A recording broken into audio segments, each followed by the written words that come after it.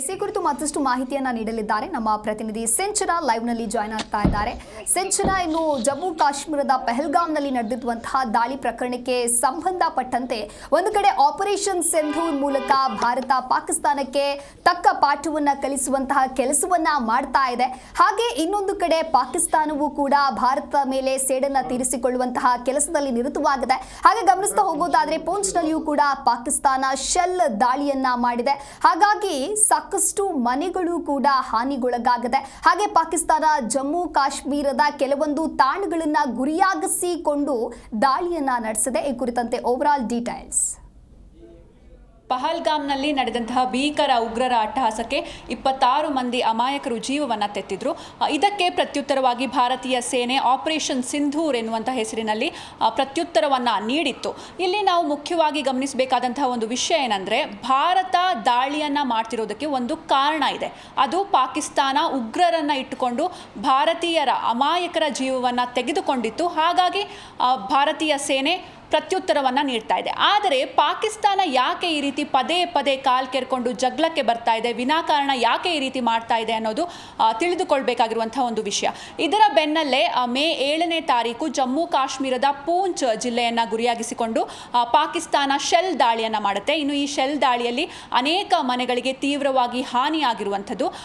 ಸಾಮಾನ್ಯವಾಗಿ ನಿವಾಸದಲ್ಲಿ CCTV ಕ್ಯಾಮ್ರಾಗಳಿರುತ್ತೆ. ಇನ್ನು ಈ CCTVಯಲ್ಲಿ ಈ ಹಾನಿಗೊಳಗಾದ ಮನೆಗಳ ದೃಶ್ಯಾವಳಿಗಳು ಜೊತೆಗೆ ಶೆಲ್ ದಾಳಿಯ ದೃಶ್ಯಾವಳಿಗಳು ಸೆರೆಯಾಗಿರುವಂಥದ್ದು. ಇದರ ಜೊತೆಗೆ ಕೇವಲ ಮನೆಗಳಿಗೆ ಹಾನಿ ಮಾತ್ರವಲ್ಲ, ಅನೇಕ ಸಾವು ನೋವು ಕೂಡ ಸಂಭವಿಸಿರುವಂಥದ್ದು. 4 ಜನ ಮಕ್ಕಳು ಹಾಗೆ ಒಬ್ಬ ಸೈನಿಕರು ಜೊತೆಗೆ ಮಹಿಳೆಯರು ಸೇರಿ 15 ಜನರು ಈ ಒಂದು ದಾಳಿಯಿಂದ ಸಾವನ್ನಪ್ಪಿರುವಂಥದ್ದು. ಹಾಗೆ ಜಮ್ಮು ಕಾಶ್ಮೀರದ LOC ಯುದ್ಧಕ್ಕೂ ಕೂಡ ಪಾಕಿಸ್ತಾನದ ಕಡೆಯಿಂದ ಫಿರಂಗಿಗಳು ಹಾಗೂ ಮೋಟಾರ್ ಶೆಲ್ ದಾಳಿ ನಡೆದಿದೆ. ಇದರಲ್ಲಿ 57ಕ್ಕೂ ಹೆಚ್ಚು ಜನರು ಗಾಯಗೊಂಡಿರುವಂಥದ್ದು. ಇನ್ನು ಮೇ 8ನೇ ತಾರೀಕು ಮತ್ತೆ ಪಾಕಿಸ್ತಾನ ಪೂಂಚ್ ಜಿಲ್ಲೆಯ ಮೇಲೆ ಶೆಲ್ ದಾಳಿಯನ್ನು ಮಾಡಿದೆ. ಮಿಲಿಟರಿ ನೆಲೆಗಳು ಹಾಗೂ ಗಡಿಯನ್ನು ಗುರಿಯಾಗಿಸಿಕೊಂಡು ಈ ದಾಳಿಯನ್ನು ಮಾಡಿರುವಂಥದ್ದು. ಇದರಲ್ಲಿ ಒಂದು ಮನೆಗೆ, ಗಡಿಯಲ್ಲಿ ಇದ್ದಂತಹ ಒಂದು ಮನೆಗೆ ತೀವ್ರವಾಗಿ ಹಾನಿ ಉಂಟಾಗಿದೆ. ಜೊತೆಗೆ ಅದೃಷ್ಟವಶಾತ್ ಯಾವುದೇ ರೀತಿಯಾದಂತಹ ಪ್ರಾಣಹಾನಿ ಸಂಭವಿಸಿಲ್ಲ ಅಂತ ಸ್ಥಳೀಯರೊಬ್ಬರು ತಿಳಿಸಿದ್ದಾರೆ. ದಿವ್ಯಶ್ರೀ, ಓಕೆ, ಈಗಾಗಲೇ ಭಾರತೀಯ ಸೇನೆ ಯಾವೆಲ್ಲ ಕ್ರಮವನ್ನು ವಹಿಸ್ತಾ ಇದೆ ಪಾಕಿಸ್ತಾನದ ವಿರುದ್ಧವಾಗಿ ಸೇಡನ್ನು ತೀರಿಸಿಕೊಳ್ಬೇಕು ಅಂತ ಹೇಳಿ ಸಿಂಚನ? ಎಸ್ ದಿವ್ಯಾ, ನಾವು ನೋಡ್ತಾನೆ ಇದ್ದೀವಿ ಪಾಕಿಸ್ತಾನದ ಕಡೆಯಿಂದ ಅನೇಕ ದಾಳಿಗಳು, ಡ್ರೋನ್ನ 50ಕ್ಕೂ ಹೆಚ್ಚು ಡ್ರೋನ್ಗಳು ಹಾಗೆ ಕ್ಷಿಪಣಿಗಳನ್ನು ಕಳಿಸ್ತಾನೆ ಇದೆ, ಹರಿಬಿಡ್ತಾನೆ ಇದೆ ಪಾಪಿ ಪಾಕಿಸ್ತಾನ.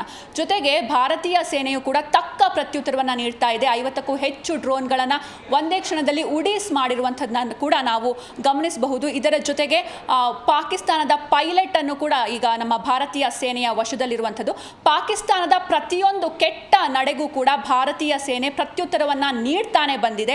ಆದರೆ ಪಾಕಿಸ್ತಾನ ಸೇನೆ ತನ್ನ ನರಿಬುದ್ಧಿಯನ್ನು ಮುಂದುವರಿಸಿಕೊಂಡೇ ಹೋಗ್ತಾ ಇದೆ. ಪದೇ ಪದೇ ದಾಳಿ ಮಾಡ್ತಾ ಇದ್ದಾರೆ.